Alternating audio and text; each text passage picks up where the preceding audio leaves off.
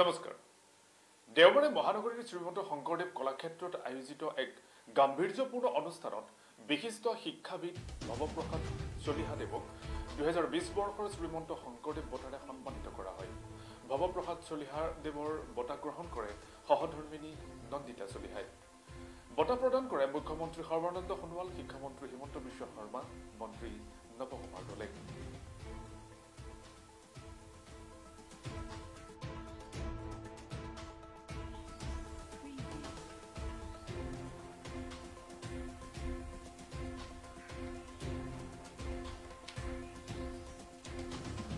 দেওবাৰে মহানগৰীৰ শ্ৰীমন্ত শংকৰদেৱ কলাক্ষেত্ৰত আয়োজিত এক গাম্ভীৰ্যপূৰ্ণ অনুষ্ঠানত বিশিষ্ট শিক্ষাবিদ ভৱপ্ৰসাদ চলিহাদেৱক 2020 বৰ্ষৰ শ্ৰীমন্ত শংকৰদেৱ বঁটাৰে সন্মানিত কৰা হয়।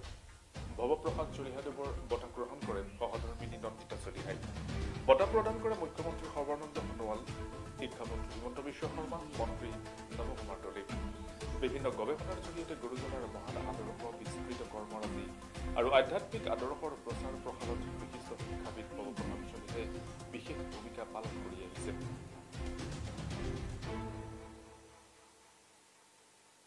আৰু সেই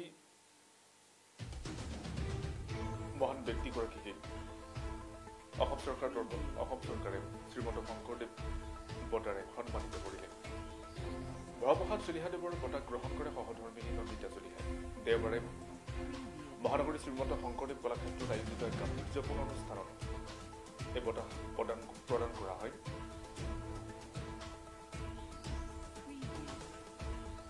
বিশিষ্ট শিক্ষাবিদ ভৱপ্ৰসাদ চলিহাদেৱক 2020 বৰ্ষৰ শ্ৰীমন্ত শংকৰদেৱ বঁটাৰে সন্মানিত কৰা হয়। ভৱপ্ৰসাদ চলিহাদেৱৰ বঁটা গ্ৰহণ কৰে সহধৰ্মিনী নন্দিতা চলিহাই। বঁটা প্ৰদান কৰে মুখ্যমন্ত্ৰী সৰ্বানন্দ সোণোৱাল, শিক্ষামন্ত্ৰী হিমন্ত বিশ্ব শৰ্মা, মন্ত্ৰী নৱকুমাৰ দলে। বিভিন্ন গৱেষণাৰ জৰিয়তে গুৰুজনাৰ মহান আদৰ্শ, বিস্তৃত কৰ্মৰাজি আৰু আধ্যাত্মিক আদৰ্শৰ প্ৰচাৰ প্ৰসাৰত বিশিষ্ট শিক্ষাবিদ ভৱপ্ৰসাদ চলিহাই বিশেষ ভূমিকা পালন কৰি আহিছে।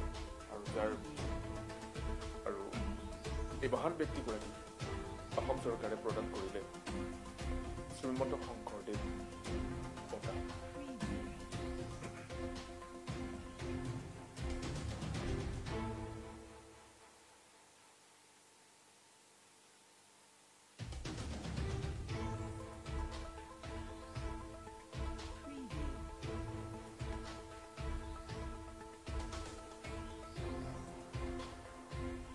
চলিহাৰ সহধৰ্মিনী নন্দিতা চলিহা ডাঙৰীয়ানী, তেখেতৰ পৰিয়ালবৰ্গ, উপস্থিত সুধীবৃন্দ আৰু বিশেষকৈ আমাৰ মাজত আজি সমবেত হৈ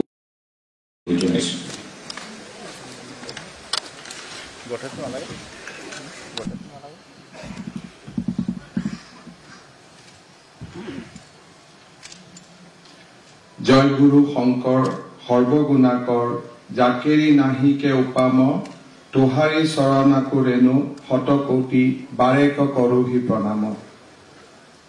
আজিৰ সভাত আমাৰ মাজত উপস্থিত অসমৰ সন্মানীয় মুখ্যমন্ত্ৰী সৰ্বানন্দ সোণোৱাল ডাঙৰীয়া, অসম চৰকাৰৰ সাংস্কৃতিক পৰিক্ৰমা বিভাগৰ মন্ত্ৰী নৱ দলে ডাঙৰীয়া, ৰাজ্য চৰকাৰৰ মুখ্য সচিব জিষ্ণু বৰুৱা ডাঙৰীয়া, অতিৰিক্ত মুখ্য সচিব পৱন বৰঠাকুৰ ডাঙৰীয়া, সাংস্কৃতিক বিভাগৰ আয়ুক্ত সচিব প্ৰীতম শইকীয়া ডাঙৰীয়া, আমাৰ মাজত উপস্থিত 2019 বৰ্ষৰ শ্ৰীমন্ত শংকৰদেৱ বঁটা বিজয়ী আমাৰ সকলোৰে শ্ৰদ্ধাৰ বশিষ্ঠদেৱ শৰ্মা ডাঙৰীয়া, আৰু আজি আমাৰ 2020 চনৰ শ্ৰীমন্ত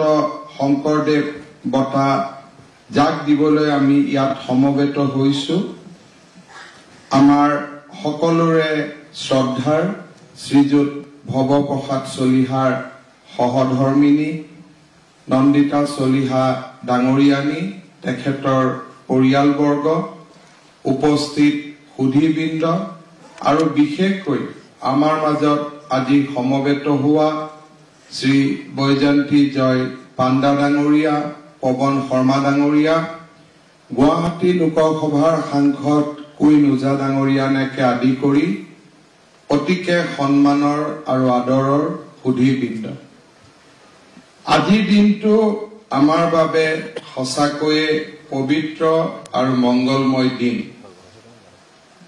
এটা বেদনাদায়ক বছৰক বিদায় দি আমি 2021 চনত ভৰি দিছোহি আৰু বছৰটোৰ আৰম্ভণিৰ সপ্তাহতে শ্ৰীমন্ত শংকৰদেৱ বঁটা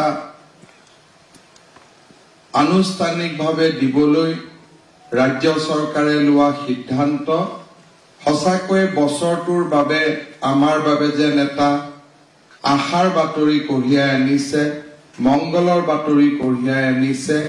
গোটেই 2021 বৰ্ষটোকে যেন পবিত্ৰ কৰি তোলাৰ এক আগতীয়া সংকেত দাঙি ধৰিছে। আজিৰ দিনটো আমাৰ বাবে আন এটা দিশৰ বাবে অতিকে উল্লেখযোগ্য। প্ৰধানমন্ত্ৰী নৰেন্দ্ৰ মোদী ডাঙৰীয়াৰ নেৰা নকৰীয়া প্ৰচেষ্টা আৰু নেতৃত্বত আজি ভাৰত চৰকাৰে কৰোনা ভাইৰাছৰ বিপক্ষে দুটাকৈ ভেকচিন অনুমোদন দিছে আৰু যি আমাৰ বাবে সঁচাকৈ এক আশাৰ বাতৰি কঢ়িয়াই আনিছে। দেশে যি দুইটা কৰোনা ভেকচিন আজি অনুমতি দিছে, আপোনালোকে জানে যে আমেৰিকা যুক্তৰাষ্ট্ৰই এতিয়ালৈকে এটা কৰোনা ভেকচিন ডিস্কভাৰ কৰিছে, ৰাছিয়াই এটা ডিস্কভাৰ কৰিছে আৰু ব্ৰিটেইনে এটা ডিস্কভাৰ কৰিছে। আৰু চতুৰ্থটো কৰোনা ভাইৰাছৰ বিপক্ষে ভেকচিন আমাৰ ভাৰতবৰ্ষই উদ্ভাৱন কৰিছে, যাক আমি কোভেক্সিন নাম দিছো। আত্মনিৰ্ভৰশীল ভাৰত, বিকশিত ভাৰতৰ যি সপোন আছিল, সেই সপোন 2021 বৰ্ষৰ আৰম্ভণিতে আকৌ এবাৰ আমাৰ সন্মুখত উজ্বলি উঠিছে। মহাপুৰুষ শ্ৰীমন্ত শংকৰদেৱ এনে এজন ব্যক্তি আছিল, এনে এজন মহাপুৰুষ আছিল, এনে এজন জ্ঞানী গুণী সিদ্ধ পুৰুষ আছিল, যিয়ে এই ভাৰতবৰ্ষৰ সম্ভাৱনাৰ কথা, ভাৰতবৰ্ষৰ পবিত্ৰতাৰ কথা তেখেতে 15শ শতিকাতে আমাৰ মাজলৈ এক বাৰ্তা হিচাপে আমাৰ মাজলৈ থৈ গৈছিল। ভাৰতবৰ্ষৰ 5000 বছৰৰ সভ্যতা সংস্কৃতিৰ এগৰাকী ক'ব গ'লে যুগজয়ী মহাপুৰুষ হিচাপে শ্ৰীমন্ত শংকৰদেৱৰ জন্ম হৈছিল। তেখেতৰ জন্মৰ একে সময়ছোৱাতে ভাৰতবৰ্ষৰ আকাশত আন বহু কেইজন গুণী জ্ঞানী মহাপুৰুষৰ জন্ম হৈছিল।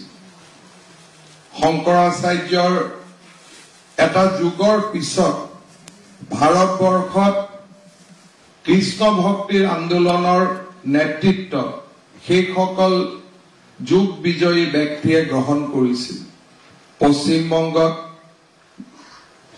প্ৰভু চৈতন্য, মাধৱাচাৰ্য, এনেকে বিভিন্নজন ব্যক্তিয়ে ভাৰতবৰ্ষৰ আকাশত উত্তৰৰ পৰা পূবলৈ, দক্ষিণৰ পৰা পশ্চিমলৈ কৃষ্ণ বন্দনা আৰু হৰি বন্দনাৰ এক নৱজাগৰণৰ সূত্ৰপাত কৰিছিল।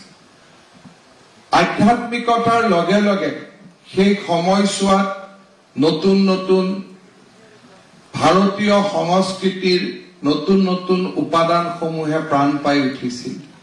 গীত, মাত, নাট আদি বিভিন্ন ধৰণৰ সাংস্কৃতিক আৰু সাহিত্যৰ উপাদানেৰে 15শ শতিকাটোক ভাৰতবৰ্ষৰ ভিতৰতে ভাৰতবৰ্ষৰ জীৱনৰ শ্ৰেষ্ঠতম শতিকালৈ এই মহাপুৰুষসকলে ৰূপান্তৰ কৰিছে।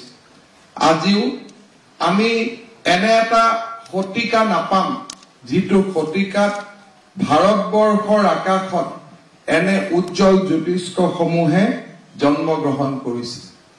মহাপুৰুষ শ্ৰীমন্ত শংকৰদেৱে সেই সময়তে আমাৰ পবিত্ৰ জন্মভূমি এই অসম ভূমিত জন্মগ্ৰহণ কৰিছিল। অসম ভূমিত জন্মগ্ৰহণ কৰি বৰদোৱাৰ পৰা আধ্যাত্মিক যাত্ৰা আৰম্ভ কৰি ভাৰতবৰ্ষৰ চুকে কোণে তেখেতে হৰি ভক্তিৰ কৃষ্ণ ভক্তিৰ প্ৰতিটো দৰ্শন প্ৰতিটো সাহিত্য প্ৰতিটো সংস্কৃতিক তেখেতে স্বচক্ষুৰে চাবলৈ সক্ষম হৈছিল আৰু হৰি ভক্তিৰ সেই উপাদানসমূহেৰে নিজক সুসজ্জিত কৰি এক নতুন চিন্তাৰে অসমৰ মাটিত জাতি ধৰ্ম বৰ্ণ সকলোকে সামৰি বৈষ্ণৱ আন্দোলনৰ জন্ম দিছিল।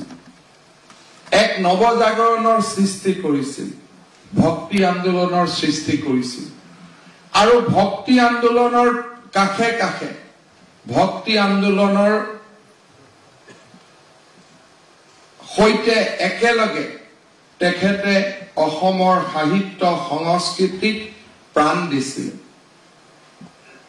কীৰ্তন ঘোষা গুণমালা আদিৰ জৰিয়তে অসমৰ সাহিত্য সংস্কৃতিক তেখেতে চহকী কৰিছিল আৰু বৃন্দাবনী ব্ৰস্তৰ দৰে ব্ৰস্তৰ কল্পনাৰে তেখেতে অসমৰ হস্ততাঁত শিল্পৰ ঐতিহ্যমণ্ডিত গৰিমামণ্ডিত ৰূপটো বিশ্বৰ আগত প্ৰদৰ্শন কৰিছিল। তেখেতৰ নামঘৰৰ সৃষ্টিয়ে অসমীয়া সমাজ জীৱনক উচ্চ নিচ জাতিভেদৰ পথাৰ পৰা আঁতৰলৈ লৈ গৈ একেলগে একে প্ৰাণেৰে হৰিক স্মৰণ কৰাৰ বাবে এক অপূৰ্ব সুযোগ প্ৰদান কৰিছে আৰু সেইবাবে আমাৰ জাতিয়ে মহাপুৰুষ শ্ৰীমন্ত শংকৰদেৱক সদায়ে শ্ৰেষ্ঠ অসমীয়া আমাৰ জাতীয় জীৱনৰ মহানায়ক আমাৰ জাতীয় জীৱনৰ প্ৰাণ প্ৰতিষ্ঠাতা হিচাপে সদায়ে স্বীকৃতি দি আহিছে আৰু গৌৰৱেৰে সৈতে তেখেতৰ শ্ৰীচৰণত প্ৰণাম কৰি আমাৰ জাতিটোৰ উত্তৰোত্তৰ উন্নতিৰ বাবে নেদেখা জনৰ ওচৰত প্ৰাৰ্থনা কৰি আহিছে। মহাপুৰুষ শ্ৰীমন্ত শংকৰদেৱে অসমৰ মাটিত জন্ম হৈ অসমৰ ভূমিত জন্ম হৈ পুৰীৰ পৰা আৰম্ভ কৰি মথুৰা বৃন্দাবনেৰে সৈতে আমাৰ জাতীয় জীৱনৰ যিবিলাক স্থান আছিল, যিবিলাক স্থান 5000 শতিকা জুৰি পবিত্ৰ হৈ আছিল, সেই স্থানবিলাকলৈ তেখেতে গৈছিলে। ভাৰতৰ সভ্যতা সংস্কৃতিক সনাতন সভ্যতা সংস্কৃতিক তেখেতে অত্যন্ত ওচৰৰ পৰা চাবলৈ তেখেতে সুযোগ পাইছিল, তেখেতে সেই সুযোগ গ্ৰহণ কৰিছিল আৰু গুণমালাত মহাপুৰুষ শ্ৰীমন্ত শংকৰদেৱে লিখিছিল, ইটো বিটোপন ধৰ্ম সনাতন আকাশে কীৰ্তন কৰে সাধুজন। সনাতন সভ্যতা সংস্কৃতিৰ প্ৰাণ ভাগৱতৰ ৰস তেখেতে আমাৰ জাতীয় জীৱনৰ মাজত বিলাই দিছিল। কীৰ্তন ঘোষাৰ জৰিয়তে ভক্তি ৰত্নাকৰ আদি গুণমালা বিভিন্ন সাহিত্য সংস্কৃতিৰ জৰিয়তে কৃষ্ণ ভক্তিৰ যি আমাৰ প্ৰাণত আছিল, আমাৰ মাটিত আছিল, আমাৰ ভূমিত আছিল, তাক মানুহৰ মাজত তেখেতে পুনৰ এবাৰ প্ৰতিষ্ঠা কৰিছিল। সনাতন সাহিত্য